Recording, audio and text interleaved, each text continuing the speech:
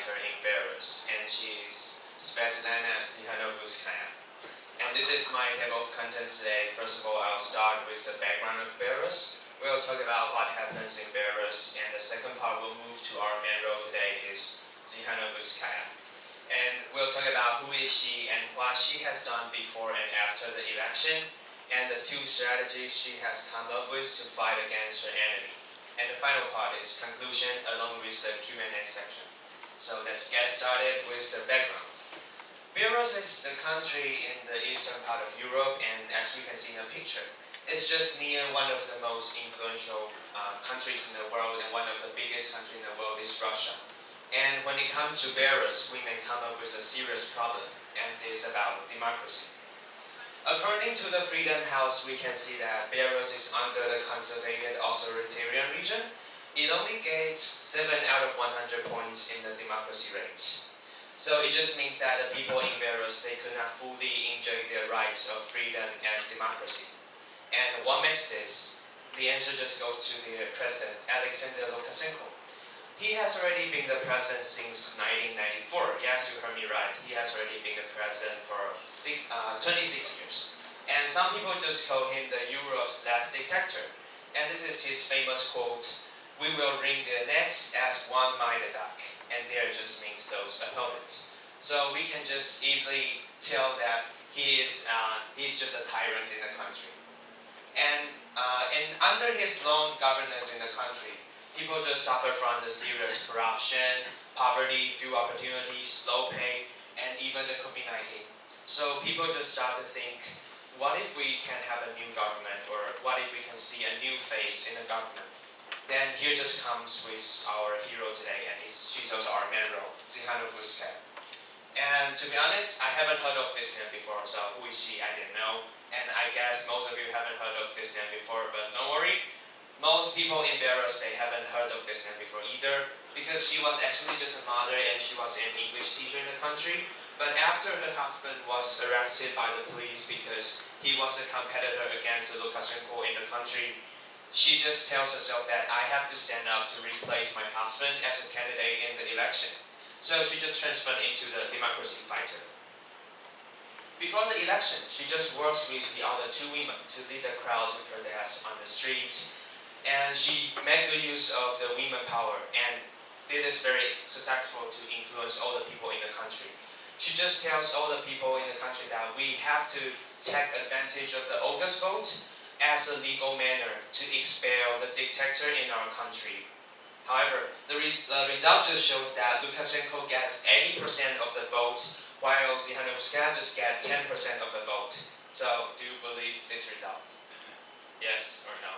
For me, I do not believe this. Because Tikhanovskaya's side, they just tell their supporters that we think there might be a fraud in the election. So you can just have pictures of your vote, and the result just shows that they get at least 75% of the vote. And after the election, Tikhanovskaya just complains to the election authorities. But we can just foresee that the authorities is from the Lukashenko side, so it won't work, right? So she was detained for 7 hours, and finally she just leaves for Lithuania. And from the pictures, we can see that Lithuania is just a country beside Belarus. So when I talk about this, some people may think that so she just escaped from her country, right? So she gave up and she leaves all her people in the country. How can she call herself like a democracy fighter? How dare she do so? But don't worry, the story did not end here. After she goes to Lithuania, she launched a coordination council there, and she turns to seek help from the international community. In this period, she meets many EU and US officials.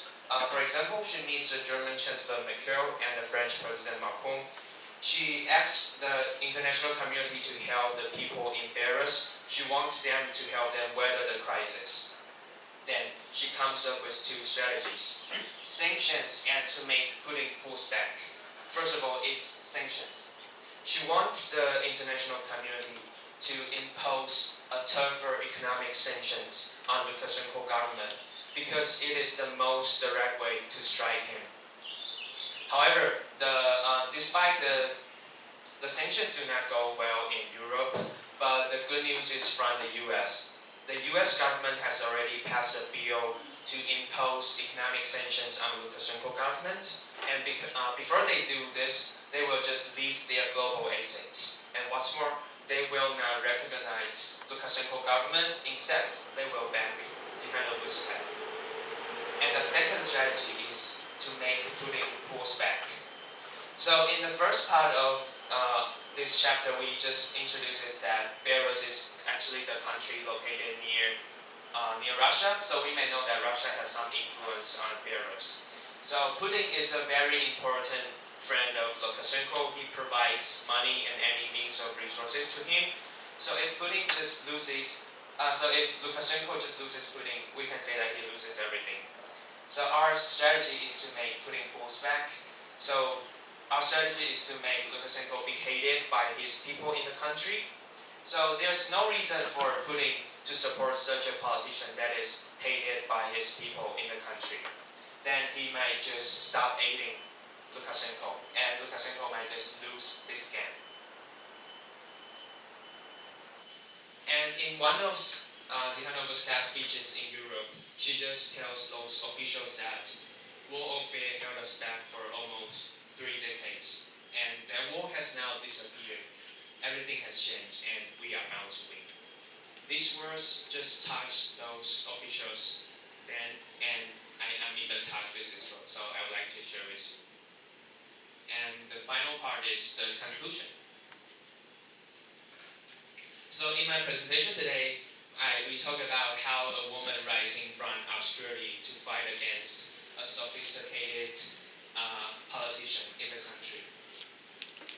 She stands up very bravely. She sacrifices her time to spend with her children, especially when they really need her care. And she just stands up to lead a crowd very successfully. And what's worth noticing is that the environment does not really allow her to do so.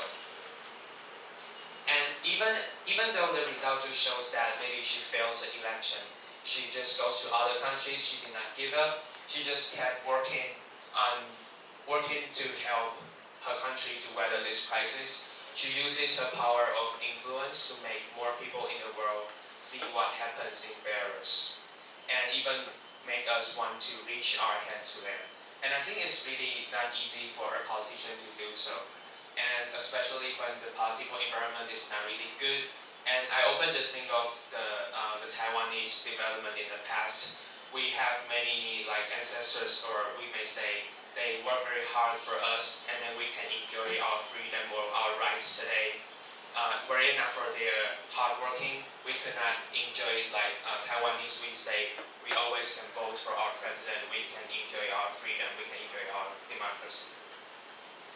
And this is just my presentation today. Thank you very much.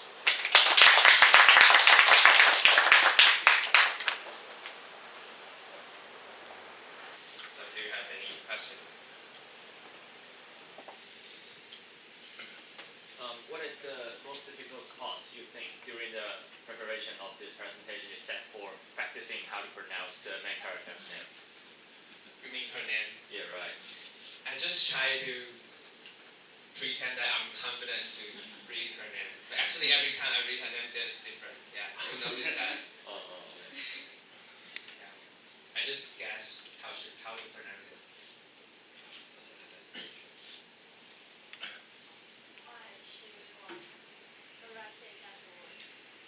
You mean why is she not arrested?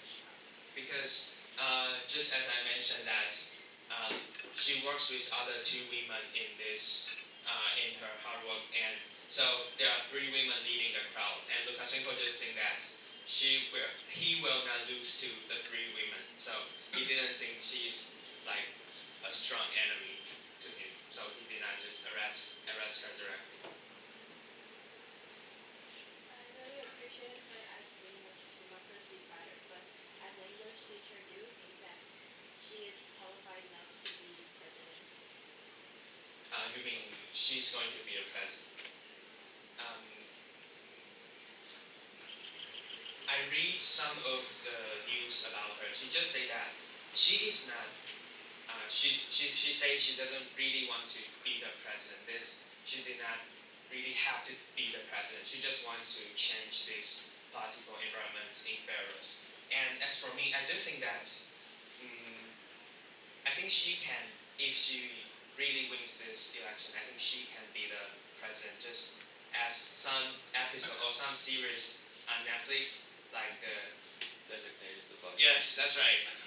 I think even though we just think that maybe they cannot really be qualified for that job, but I think they can just learn on this position, especially in Belarus.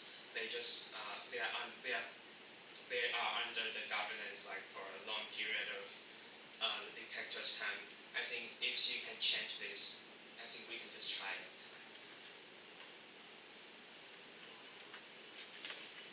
Good. So any others?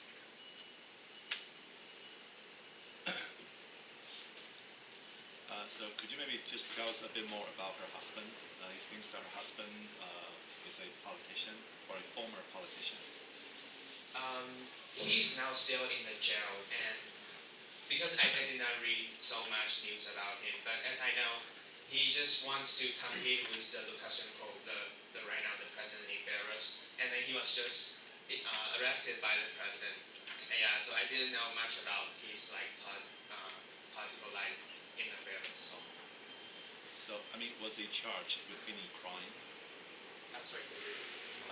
Was her husband charged with any crime? Can I repeat? You mean did he in charge of the crime? Yeah. I mean, so why did he go to the prison? Oh, because just I think maybe Lukashenko just arrest most the potential competitors against him in the election. So yeah, then he was just arrested for this simple like simple reason, I guess. So he's a political prisoner, I guess. Yes. Okay. Good. So any others? Right. So then, thank you very much. Thank you very much.